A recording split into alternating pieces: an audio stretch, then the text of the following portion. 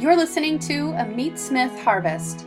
This is the podcast that encourages and equips you to grow your home around the harvest. Welcome, Meatsmiths.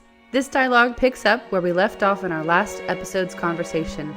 You can find part 1 on our website, YouTube, or iTunes.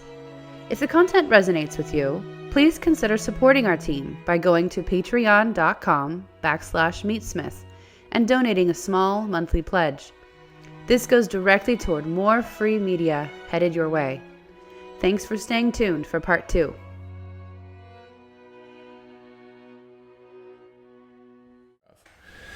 Anyway, where was I going with that? That's kind of the idea with retaining the neck skin. Yes.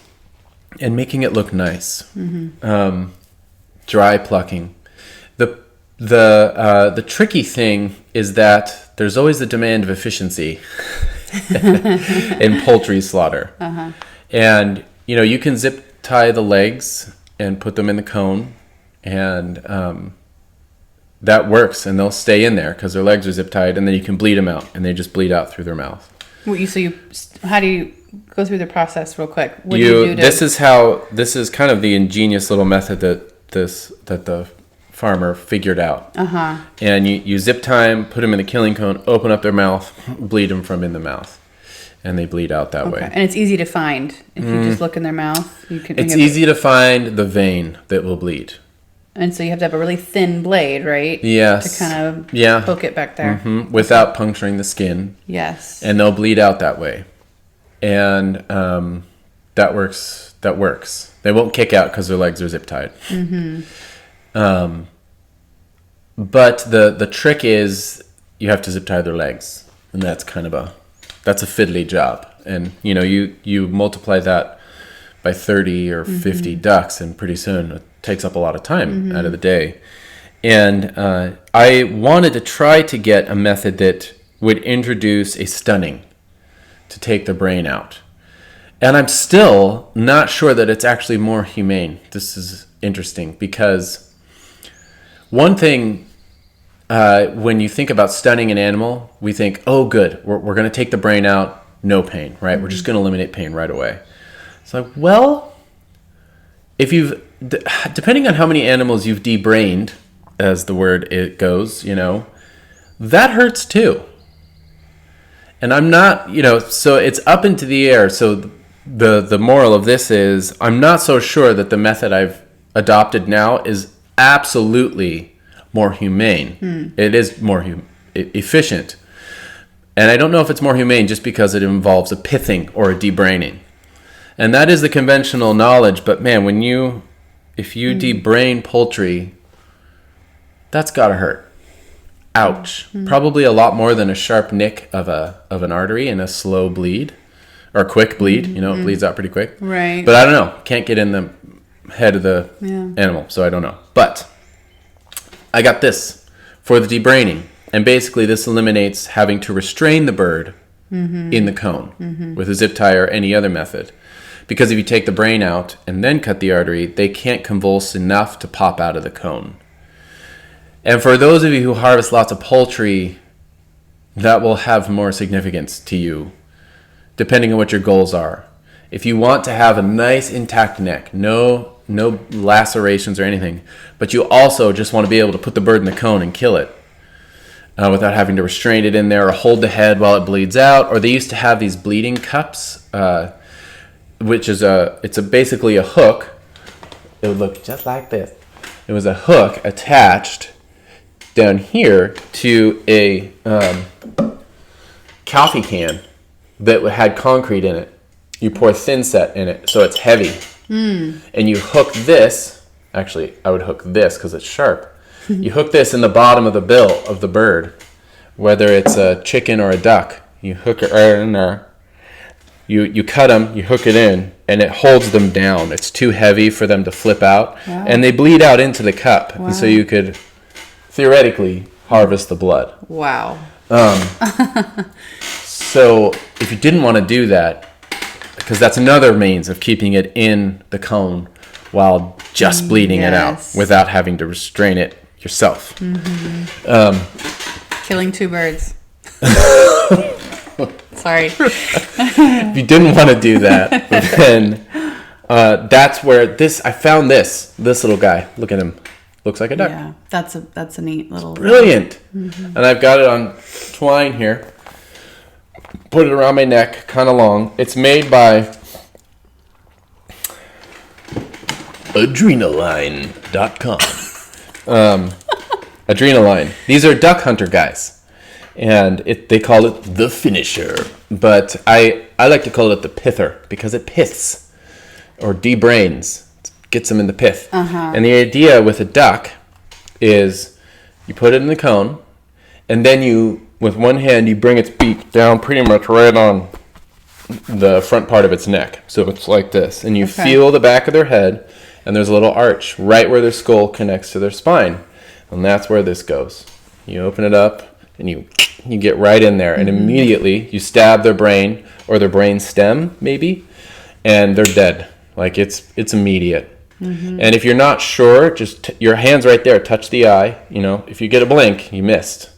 You'll find it though with something like this. You'll get it pretty quick. The advantage of that, I did use a knife for a while, but a knife makes a bigger hole, and it makes a slit, and slits can be opened. But this just pokes. It's not a blade then. It's not a blade. It's just a poker. And they developed this for duck hunters so that the taxidermists were complaining about how messy these ducks were, that the hunters expected the taxidermists to, get their cape off and their feathers and taxidermy their duck. Well, it's like, how do you expect me to do that when every duck's got this, big old gash? Because after you shoot the duck, they wanted to put them out of their misery, and so they just mutilate the neck. Mm-hmm. But this eliminated that. And so this pissed them. So you go and you get the brain, and then you open the mouth, which is, again, a very fiddly thing, especially on a duck. You get in there and you slip that internal blood vessel, and they bleed out. Mm-hmm. And they're profoundly dead right after this. Mm-hmm. So it's kind of a neat little thing, and I think I have yet to find the limit of its application with poultry slaughter. With chickens, it's not necessary because their brain is more easily accessed through their mouth.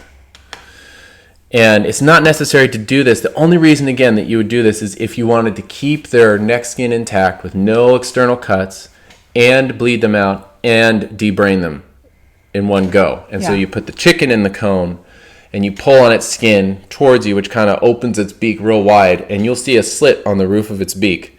You stick your knife right in there, back towards the spine.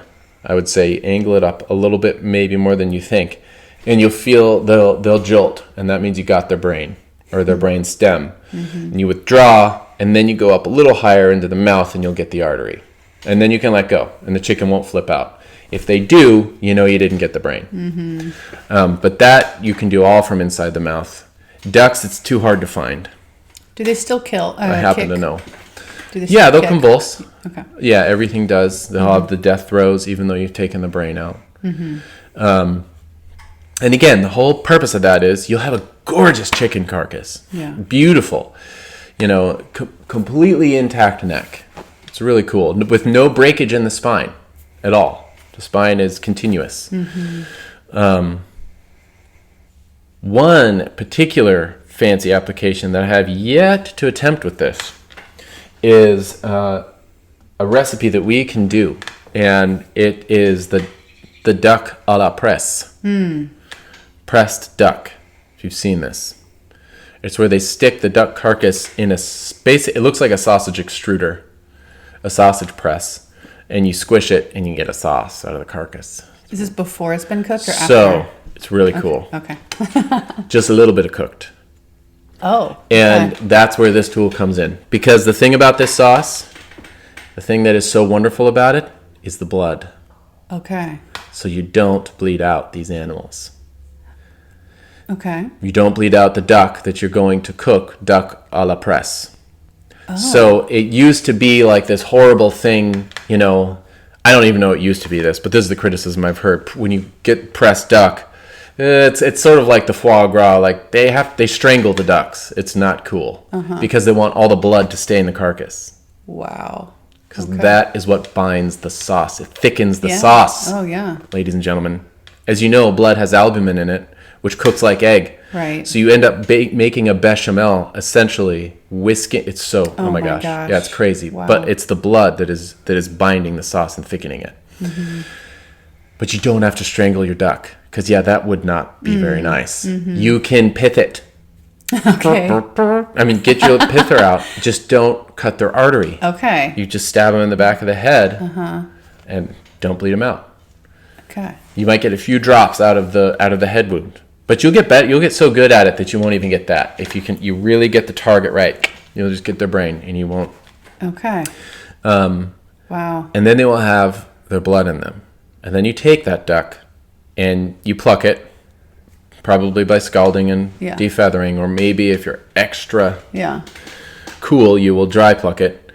And then you eviscerate it, but you leave in such things as the liver, the heart, the lungs. You basically leave in as much guts as you have the courage to leave in. I think I would be inclined to take out the GI tract. Unless maybe you'd purged the duck, and it hadn't eaten for about 36 hours. But I don't know. Yeah. So you leave in those things, and remember the meat is saturated with blood, and the liver in particular is going to have a ton of blood in it. So you got to leave all that stuff in the carcass. Wow. You don't eviscerate it totally, and then you have to roast the duck, but not too much. Okay. Super rare. You're not browning it or anything. Maybe, but I think if you try to do a browning step, it would just be in a skillet. Just to crisp the skin on the outside a little bit, just give it some color. Because the more you cook it, you will coagulate the blood. Because blood cooks, imagine it's egg. It doesn't take a lot of temp to cook egg, right? It cooks pretty quick. Mm-hmm. And if you cook the blood that's in the carcass, it won't come out in your sauce because it will become a pudding. Mm-hmm. It's cooked, it's gone, you can't use it. And so it's very rare. The duck is very rare. Yeah.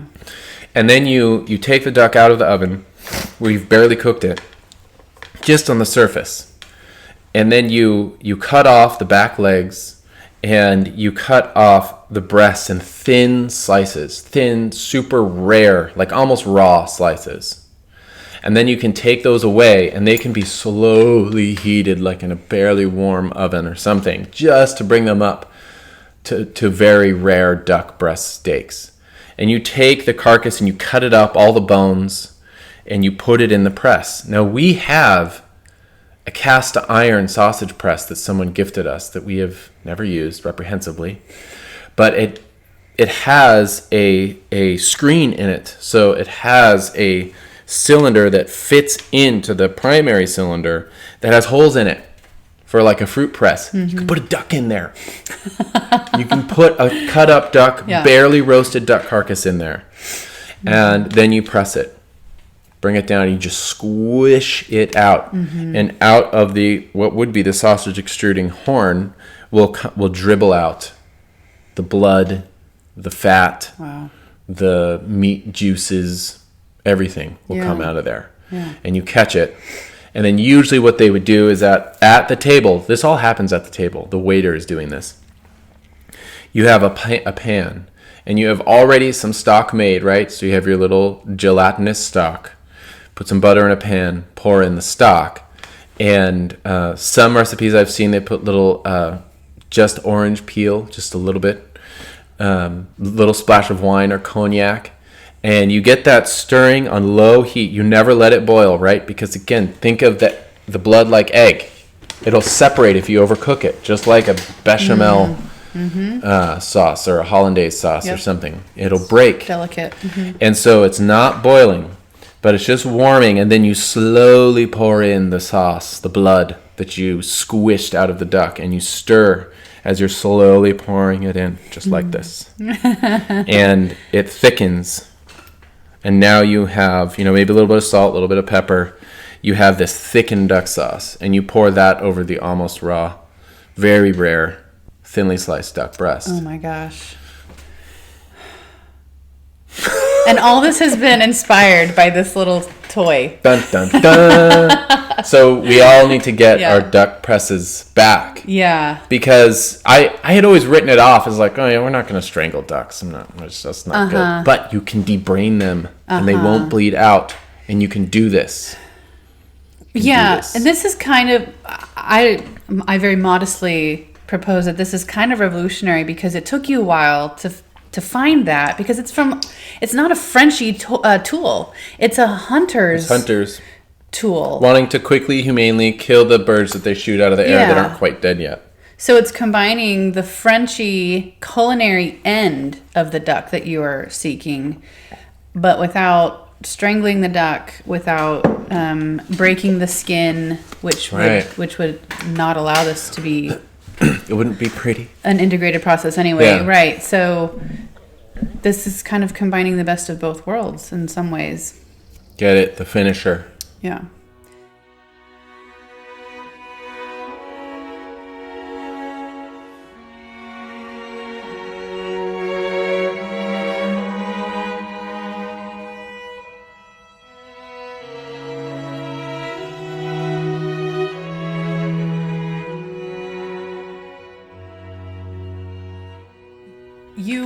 As you were talking there, you were talking about beauty and that it's a different look.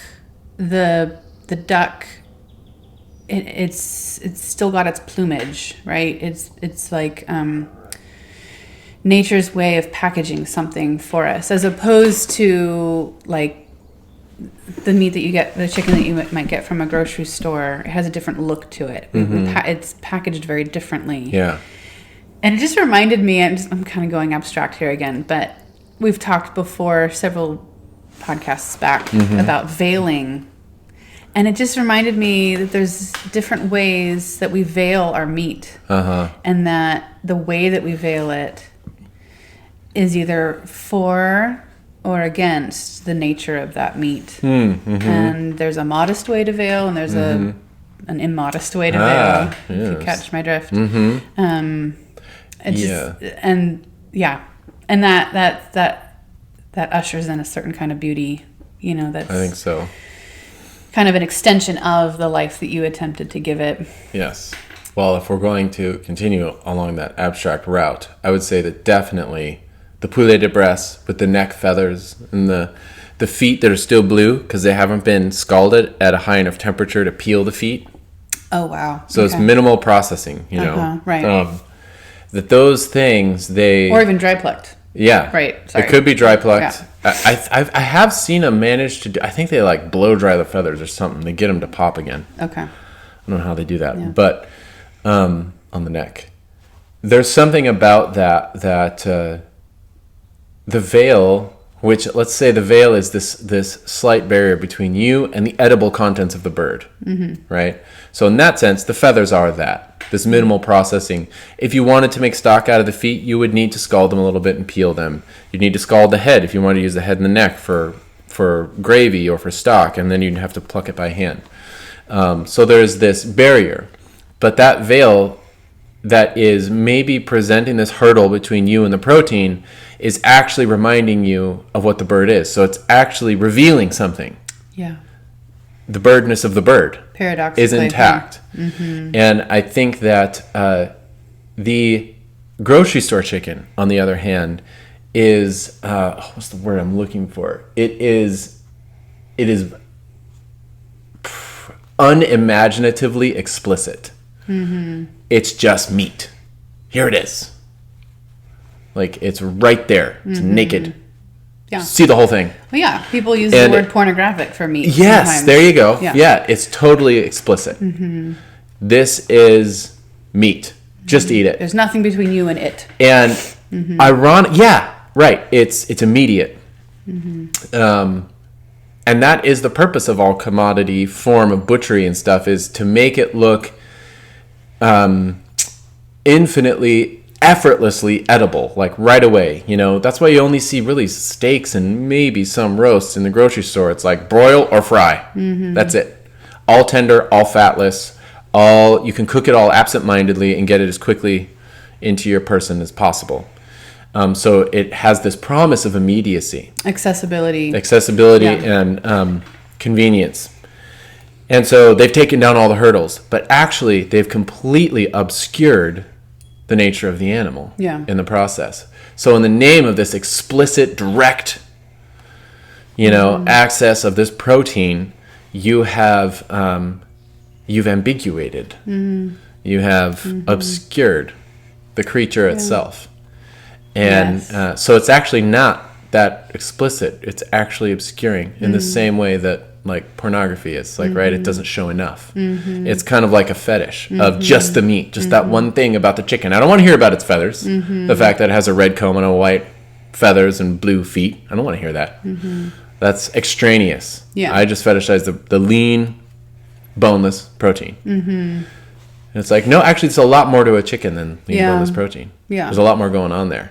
And this, so I think that in that way, the veil, it actually reveals more of the nature of the thing, right? Which is the process, the harvest, and the living animal. That's all part of that. That's actually a more direct encounter with the reality of the thing. Yeah, it's interesting because, I mean, part of what we do as a mission is to make these processes accessible, right, to people, so that people can familiarize themselves with them. But I'm hoping that we do so without removing ourselves from the process itself. So the way that you learn about a thing is not by making it easy to get to, but by inserting yourself, finding more of who you are with that thing. I'm just straining for words here, but there's. Well, that commodified form that we have conventionally become familiar with allows you to forget that you are a burden to the earth, that you are a cost to existence, that your life is sustained at the expense of another living thing, many of them, in fact. And so it kind of perpetuates this fantasy land. Yeah, that's the worst thing that you could be in this world. Yeah, not good. But this kind of reminds me of, there is this Spanish farmer, and a lot of you, I'm sure, have seen him, but it's so stupidly beautiful. And Dan Barber of Stone Barns, Blue Hill, is that the name of it? He's got this beautiful restaurant in Stone Barns. Dan Barber, famous chef. He's on like the Netflix Chef's Table special and stuff. Very articulate, great guy. He's on Chef's Table? Oh, okay. Yeah, Dan Barber. He did a TED Talk on visiting this Spanish foie gras farmer, and he raises geese, sort of. And it's pretty cool because what this man has done is he has produced foie gras in the most passive, docile way possible that we have always been striving for. This general receptivity rather than extraction of the natural resources of our livestock. And he has done so without gavage. So gavage is the forced feeding, where they stick a funnel down the throat and they essentially pump, drive corn into the gizzard of ducks or geese for about 3 weeks towards the end of their life, and it fattens their liver to like 5 or 10 times its size, because mallard ducks and geese are wont to migrate. So they are actually prone to stuffing themselves and storing lots of nutrients in their liver. So their liver has this capacity to be stuffed. And they definitely have taken it to new heights with gavage for a long time. Egyptians have been force feeding ducks or geese. And the thing about this guy is he doesn't do gavage. And he won a very prestigious award for his foie gras. So that's a little crazy. Yeah. That's a little earth-shattering. All of these French producers, there's a couple Hungarian producers who are like, wait, what? He won? He won. And he's not doing gavage. How is this possible? Like California wine winning at a French wine right, contest. Exactly. Yeah. I'm waiting for Westland Distillery to win the whiskey version of that, even next to some of the Scotch whiskeys. Yeah. I know. Try it. That sounds crazy. Yeah. Go try it. Westland Distillery American Oaked Whiskey. Yeah. It'll sock your knocks off. But so this man won it without gavage, which means he has he has stewarded loosely and graciously, right, this environment wherein the ducks do it themselves. Because, and there's, of course, it's not due to one factor. It's not like, okay, how do we recipeize this and do it? How do we mimic it? It's like, oh no. It's this incredibly rich terroir. It's this environment. He's existing in relationship rather than, extractive positioning relative to the geese. And so he's got this huge farm of fig and oak trees, a vast, huge land in Spain. And he has these geese, and they're completely free-ranging out there. And they harvest them just once a year, and it's all like only on a full moon in the middle of the night. It's crazy. He gets away. But the proof is in the pudding. Yeah. Okay, it works. Yeah.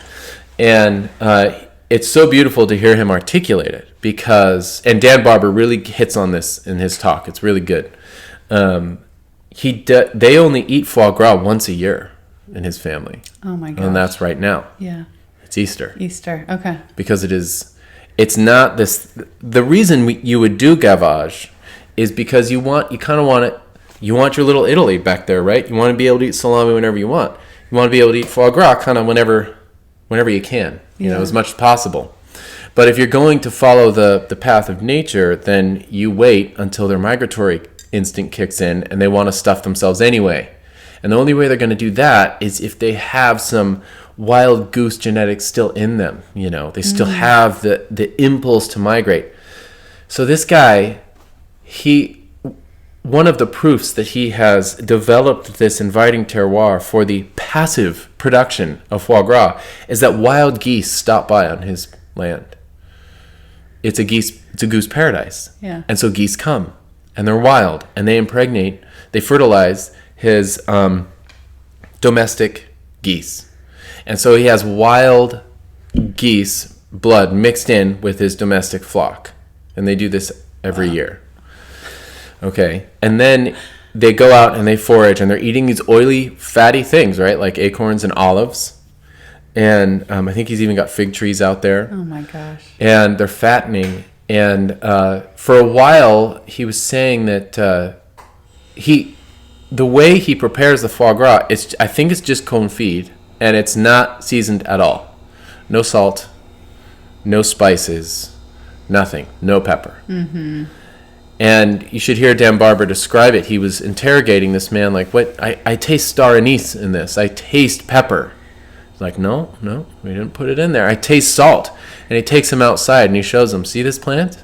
That's the pepper. They just eat that. And here's the salt plant. It's very mineral rich, And he showed even the color of the liver. To kind of make it more accessible in the foie gras market, the foie gras needs to have this really pale, almost yellow, fatty color to it.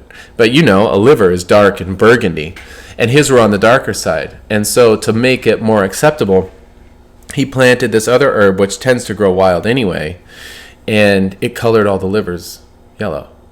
Wow. Because the ducks love it. They love the seeds of this particular plant. Mm-hmm. And the long and short of it is this man regards his foie gras as not a product that he produces, but as a gift that he is given. Mm-hmm. So what it is it's the reward.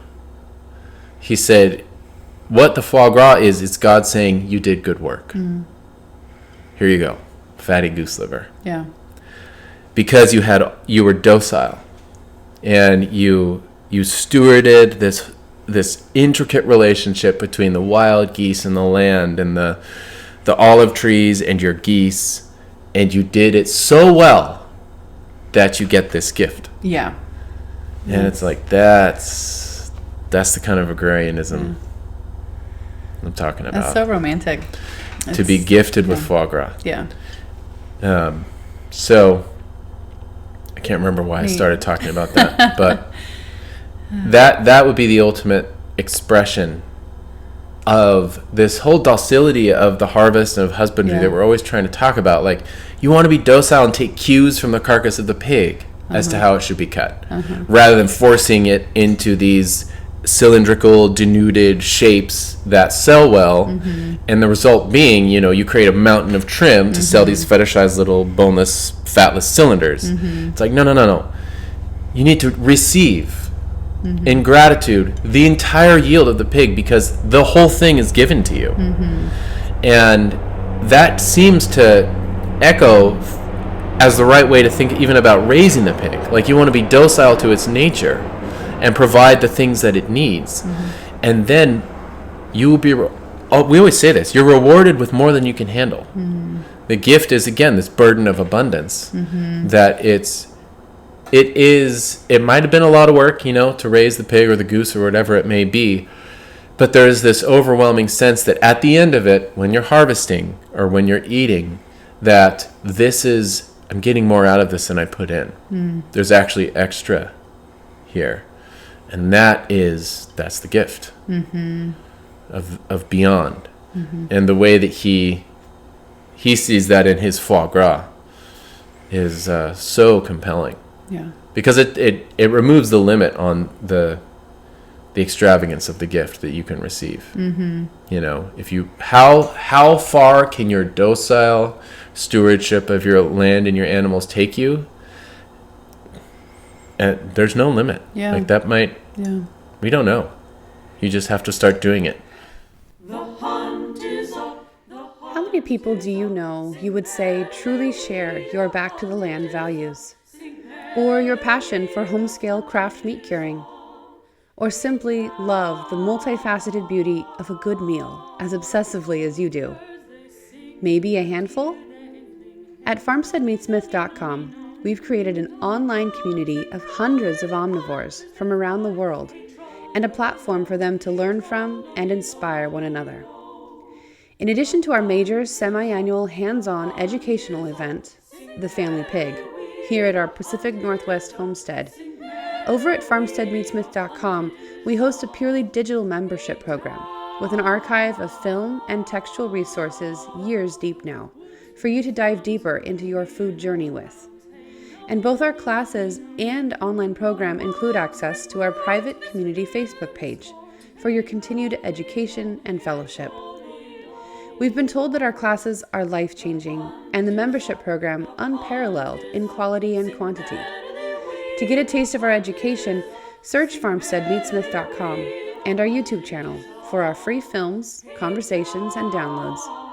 Explore how we and other meatsmiths across the globe may best come alongside you, putting the knife in your hand, article by article, and comment thread by comment thread, and can support you in building your home around the harvest. Please head to farmsteadmeatsmith.com today. That's why questions, and we've got this question here, certain questions, they almost seem like a disruption to what you just described. And the member here that's asking it isn't asking. He's asking on behalf of those who are serious about it, but it's about the ethics of these kind of animal products. So he's asking, what do we say when we get people questioning these kinds of products based on gavage, force feeding, or killing a certain way? So the duck pressing, right? They're just so foreign to, I don't know, an American, right? Because America, we're still trying to create our culinary traditions, right? We're only a couple hundred years old, and some of these other traditions are so old that they've gone through the filters of being time tested, But I guess, what do you say when people question the ethics of these? Yeah, I find that if the answer is easy, and then it's wrong. Then if it's a blanket statement, then it's concealing things. Then it's a generalization. Yeah. Because even gavage, like force feeding a duck, I have enough experience with ducks to believe that in certain circumstances, I could do it well. Yeah. And it would not be inhumane. Yeah. But I only think that because I have so much experience with ducks, raising, killing, processing every stage. So, of course, certain, farms that are penning them up individually and force feeding them for a very long time, and there's, a certain degree of attrition that's just accepted. They're really rough and the ducks just die. You lose 10% and that's just the cost of operation because it's so brutal. It's like, of course, yes, that's obvious.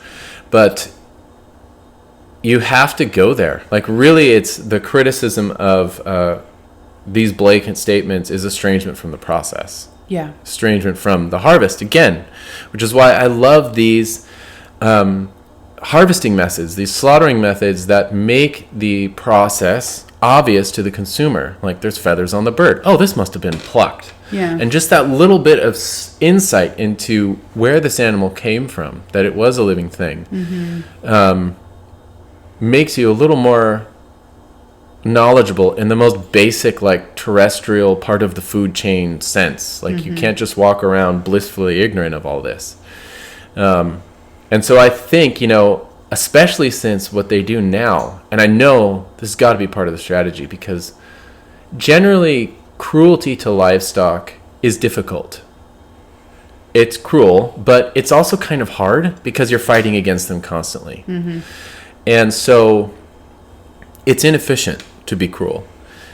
Now, of course, you can overcome that with technology and just force things and coerce away. You can do that, but that kind of takes a lot of capital. And a lot of these gavage, duck farms, what they are using now are Muellers, which are crosses. They're hybrids, sterile hybrids of Muscovy, Drakes, and Mallard, probably Pekin ducks. And so if you've ever raised Muscovies, you know that they are chill cats. Yeah. They're calm birds. In fact, I had a herd of Muscovies, ever expanding and ever decreasing as we harvested them, but over several years, and they're great. But I came to understand them. We had an understanding of each other's. And they're different ducks. They are much less herd-oriented and therefore much more secure in their own individual solitary existence, it seems like. Whereas if you step into a pen of mallard descent ducks, they are flipping out, even if they're familiar with you. In a lot of cases, they're yelling, rap, rap, rap, rap, rap, rap, and they're, bashing each other up against the fence to get out. Muscovies don't do that. Yeah. In fact, it's like if you're walking out into your yard and the Muscovies are out, I would almost step on them. Because like, hey, you got food, buddy? They're just they're not freaked out at all. Yeah. I have to push, let me walk until it's time to catch them to trim their flight feathers. Then they're like, see ya. But anyway, so with Muscovies, what they do, and I'm sure this is why I think that crossing the Muscovy with the Muellard, not only with the Mallard, creates not only this fast-growing hybrid, but also a very calm duck. It's a calm duck. It's not quacking. It's not flipping out. It's not fighting you in the gavage. And it's a much more calm situation. Especially in these small farms where they just do 300 ducks a year. They're not doing gavage all year because they're growing their own corn. And you can only harvest that at a certain time. So it's only available, in the fall. And then they do their gavage for 3 weeks. So, yeah, all of that to say, the generalizing, vague statements are the luxury of unexamined processes. You probably need to go a little closer. I was just going to say, we have to refine our questions a little bit, too, because our questions are not just neutral statements. They come with their own set of presuppositions and worldviews that we're imposing on the questioner, the person that we're questioning. And so a lot of times the answerer has to step back 5 steps and say, hang on. Yeah. Let's look at the entire environment here. It's like if someone were to say, why do you butcher? You can't just answer that in a one sentence thing. Right. We've developed our own worldview and life around butchering. Or if someone were to say, why do you have kids? Or something like really something that we devote our whole life to. Yeah. You can't just defend as if it's something to defend. Right. Like it's actually, this is a weird way to put it, but you have to go on the offensive and say, well, no, this is the worldview that we're actually receiving. This is not, we're not trying to be violent here. We're not torturing this animal. Like this man that's, was he in Spain? We're receiving something. Yeah. And we're sort of buffering this environment in order to best receive it. Yeah. It's a very different way to approach what's happening. Yeah, and it helps to be able to stumble along the way to that end, because that goose farm in Spain, he didn't just figure that out. Yeah. One does not figure that out overnight. It's multi-generational. His family's probably been doing it for a couple hundred years. That's how you develop that environment. And all of those factors come into play and harmony perfectly every year to create this award-winning foie gras. Yeah. What's that line from The Lord of the Rings when Sean or Boromir says, over so small a thing? Oh, that we should suffer so much fear and doubt over so small a thing. Yeah. Yeah. He's talking about the ring. Yeah. I feel like that's our new small thing. Our pither. Yeah.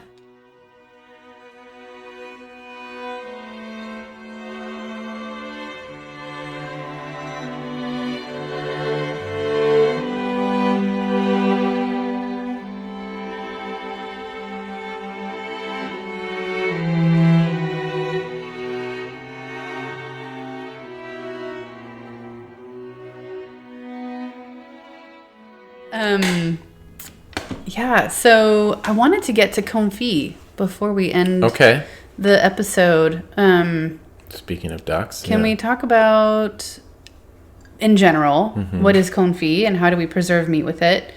And then maybe we can actually show people a couple of manifestations of that. Because we've got some cooking right now, and we have a final product in our walk-in. Yeah.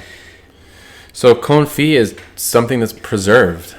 Like etymologically, I think that's the French root of that word. Okay. And it's come to mean, or what that means is it's cooked in fat. So like larder is the place where you put preserved things. Because lard is the medium of preservation. Okay. And the reason it is you can cook things in it, and it basically sterilizes them in the cooking. And then when you turn off the heat, it solidifies and protects them from the deterioration of oxygen on the meat and on the fats and from anything else that might want to get in there. So it's a brilliant way. You cook it in fat, and then you keep it in fat when it's chilled. And that's what confit is. And I like to, historically, it involves a small curing step, whether of duck or of pork. You salt the meat for one night. Okay. And you could do that according to, your magic ratio of 2% salt by weight, which is what tastes good and also what ferments all the things. Seems to be from salami to bacon to everything. 2% by weight. Tastes nice and preserves. And then you cook it very slowly, low temperature, like 200 degrees, maybe a little higher. Honestly, the lower temperature, the better. Down to like 180 even for Fahrenheit for a long time.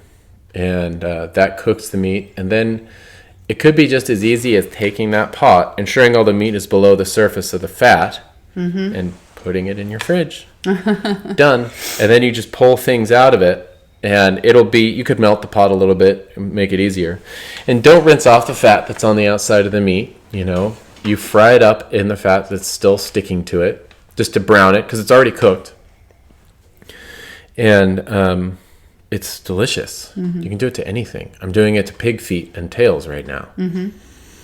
And that's why it's nice to have a lot of lard around. Yeah. That's also why it's nice to have your own duck fatting house.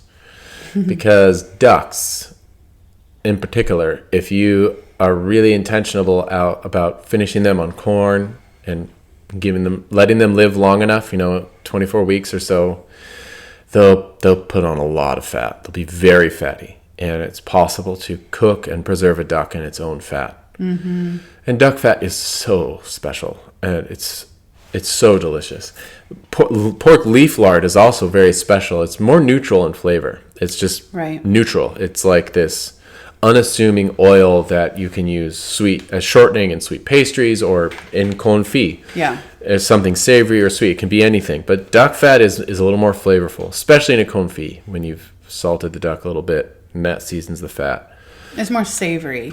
Yeah. Like, I don't know if I would use duck fat for a sweet thing. Yeah. Although I'm sure there's exceptions somewhere. Yeah. But, yeah. So you are cooking pig feet in lard now. Yes. Yeah, in leaf lard. Yeah. Because we have gallons of leaf lard. Yes, we do. Yeah. And they'll be delicious. So the other thing is this keeps for much time. In fact, the longer you keep it submerged in the fat in your fridge, the better. Oh. Or even a cellar, like your coolish area. Just leave it in there. We're talking 2 years. Really? Yeah. Just ripens without spoiling. Mm-hmm. Gets real wonderful and special. So what will we do then when we're ready to eat the pig foot? I don't know. I've just got to the confit part. But what we'll do is, it's kind of neat because especially with pig feet, the long step that you only think about at like 4:30 and dinner needs to happen at 5:30 and there's no way I can simmer a pig foot long enough to get it tender enough to eat by that time. I've already done that. It's done. It's in the fat. It's tender. It's been cooking for hours in those 2 pots. It's tender, so it can just go in the fridge for indefinitely, and then we'll pull it out when we want to. And then it's quick. It's a quick We'll just meal. fry it. Yeah, we can fry it. We can blast it in a hot oven to crisp up the skin a little bit. And there you go. That's cool. Just to brown it. Yeah. Okay, what about rillettes? Rillettes are more like so the way I make those is I cube up the belly of a pig or just scraps, really fatty scraps. You want fat. Salt them overnight. Again, you can do your 2% by weight. Put them in your fridge overnight, pull them out, and then melt a bunch of lard in a pot, put all the rillettes in the pot. And it's kind of nice if they are submerged, which wouldn't take too much lard because of all the displacement. Because then you don't get any browning. You want to avoid trying to browning the rillettes. Because the end product is a basically pulled pork that's spreadable. So you don't want brown, crispy chunks. Yeah. If you do that, it's rillon, which is cool. Also, you just give it a different French name if you accidentally brown them. But submerge them in lard. And then I just like to put them in the oven at 200 degrees for 10 hours, 12 hours. Yeah. 18 hours. Just forget about it. Yeah. At that low temperature, submerged in lard, they're not going to brown or burn on you. They'll be great. Right. And then take them out and you can strain them, separate liquid lard from little bits of now pulled pork. And I like to taste the pork for salt content. And even though you did cure it overnight, you might want to add a little more salt because you're going to likely eat the rillette cool, room temperature. Yeah. Which means, when you're tasting it hot, you want it to be a little almost too salty for your taste when it's warm. So you can go ahead and salt and pepper to taste again until it's a little too much for you, knowing that it will mute and mellow and you won't notice so much when you eat it cool. Right. Or warm room temp. So having separated them, you can mash up the rillette. I like to really mix it up. Potato masher works. And you're just shredding it. Yeah, you're shredding it basically. And then you put the rillette in jars so that there's no air pockets or bubbles. So, use tongs and kind of ladle them in there, push them down, nice, clean, really clean jars. And then leave about an inch of space at the top and top that off with the lard. And then in the walk-in or the refrigerator or the larder. And this time you actually took a bigger pot. And because we're like, let's ditch the mason jars. Yeah. You know, and so we put all of them in a bigger pot. And it's just going to live in there. Yeah. Yeah. That seems to work fine. Yeah. Yeah. And, use, when you're cooking the rillettes in the oven for a long time, use a pot rather than a pan. Because you don't want them to be exposed to air. Because then they'll brown. Even low temp cooking, they will still brown on you. So you do want them to be submerged in lard. Yeah. And it's just easier to do that if you have a tall-sided pot rather than spread out. They'll be submerged for sure. Yeah. Yeah. Okay. With the lid off. Okay. Any water you want to evaporate out during the cooking. Yeah.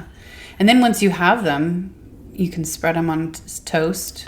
Yeah. That's our favorite way. Fry bread in the lard that's on top of the rillette. Yes. And then just make that sound when you spread it on.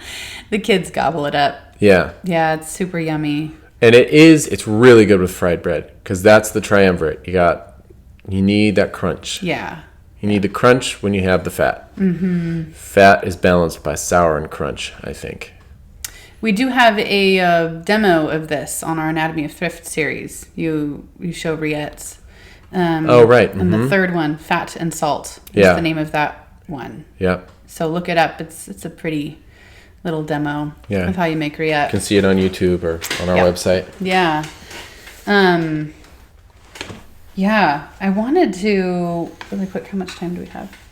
We're doing good.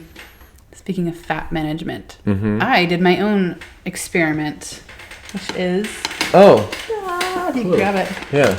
Lard soap. Oh, I haven't seen this yet. So we have been doing lamb fat soap as a family, but I looked in the walk-in recently and I was startled to see gallons of lard. I need to do something with all this, so I experimented with pork lard soap. Yeah. And I think it turned out pretty nice. Yeah, it's really dense. It's smooth. Yeah, maybe not dense, I mean. It feels to me softer and smoother than lamb fat soap.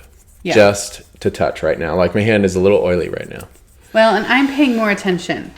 Okay. I am taking the next step up in my soap making prowess, which is to pay attention to the temperature. Yeah. And I haven't been, I never did that before. I just like pour this in, mix it, done. Yeah. But there is actually a little finesse to, it's not hard, but you just have to make sure that it's the cold process of soap making. So in soap making, there's cold process and hot process. And I don't even really know what hot process is. So this is cold process.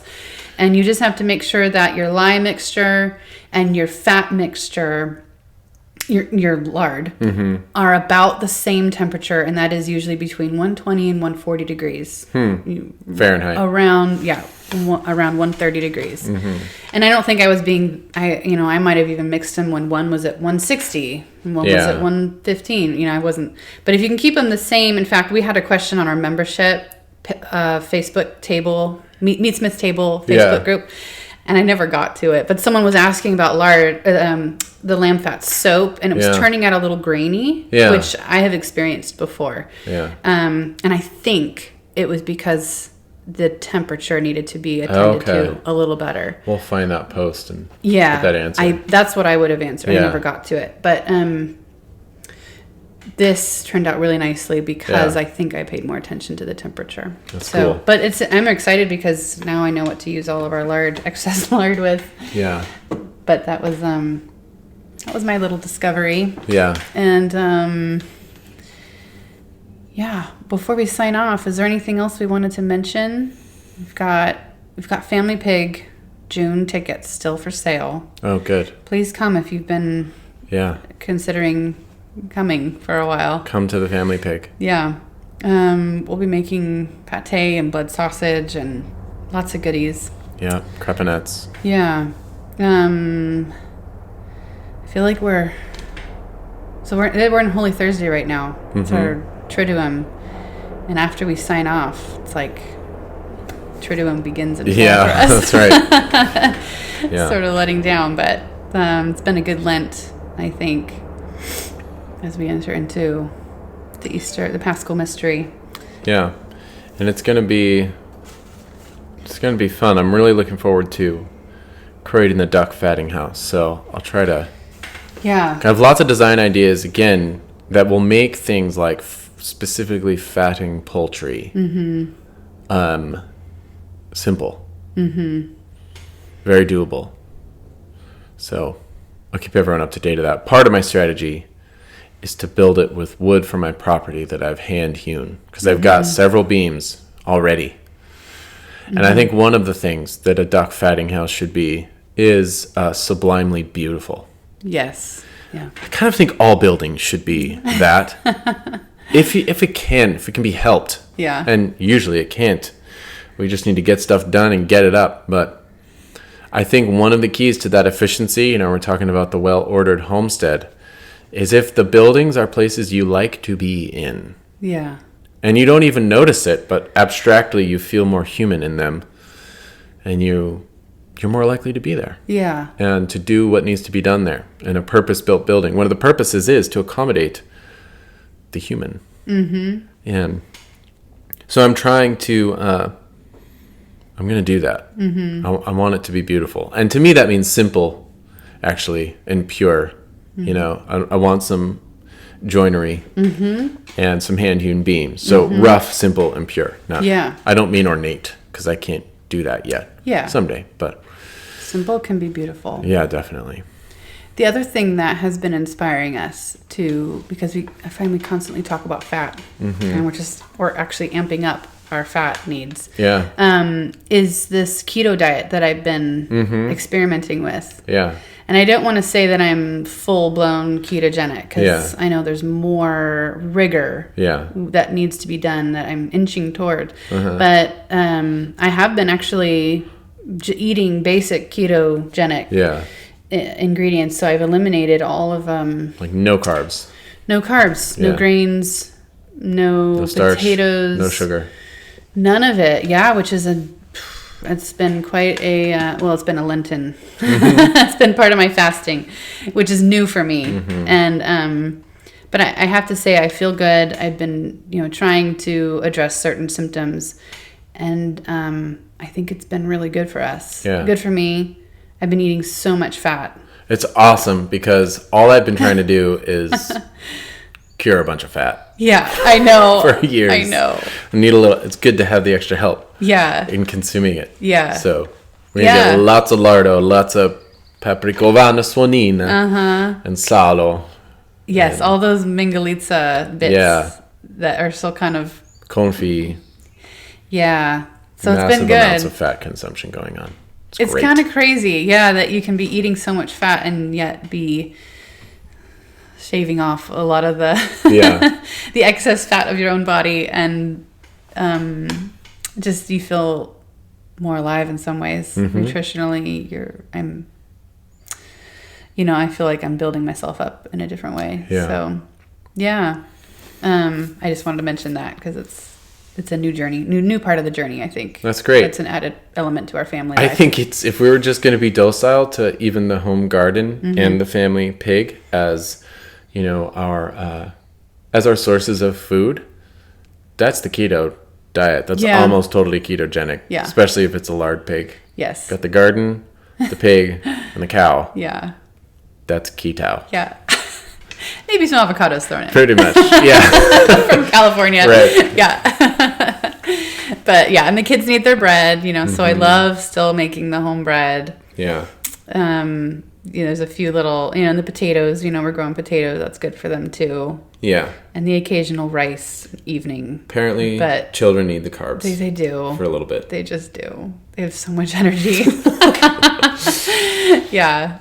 But anyway, that's been fun to learn. Are there any other questions or statements from the... That's it. Okay. Happy Easter, everyone. Tom is full-blown keto here. Yeah. That's good to know. Yeah. I bet we've got a lot of members that are probably using that. Yeah. I mean, I can't think of Farmstead Meatsmith. Yeah. Abundance tends to lend itself to the consumption of mass quantities of fat. Yeah. And keto has given us the scientific dietary language to be like, oh, okay. Yeah. This isn't just indulgent. Yeah, yeah. There's benefits to keto. You can have your bacon and eat it too. Yeah. That's right. Okay, well, that wraps things up for me. Yeah. Actually, no. One other quick little housekeeping thing, which is very exciting. Oh, right. Maybe you have a different one, but I wanted to mention our membership program is, as we speak, we are migrating our forum. That's what I was going to say. Okay. It's good. Which is really exciting. So actually, our members, it is going to go down for a few hours at some point in the near future, and we'll let you know when that happens. But we're getting a new interface. Yes, because you know how the Meatsmith forum has been annoyingly unsearchable. Well, you can search it, but it's janky. Mm-hmm. For me, at least. And I would spend more time on it if it were a little more user-friendly. It's functional as it is, but we can improve it a lot. We've got a whole team of dudes and maybe gals, I don't know, on this, migrating all the information to a better format, more searchable, more categorically accessible. It's much better. More pleasing to the eye. Yeah, it's been something we've been trying to do and saving up for many moons, and we've got it now. So. A lot of the best membership programs out there use this system. Okay, good. So we're giving the best that we can into this, and we're excited that it's happening. So that'll be rolling out definitely by the beginning of May. It'll be up. Yeah, cool. So, all right. Thanks for joining me this afternoon. Afternoon indeed. Whoa, 4:00. Happy Easter to everyone. Yeah. And we'll see you in May. Thanks a lot. Bye-bye.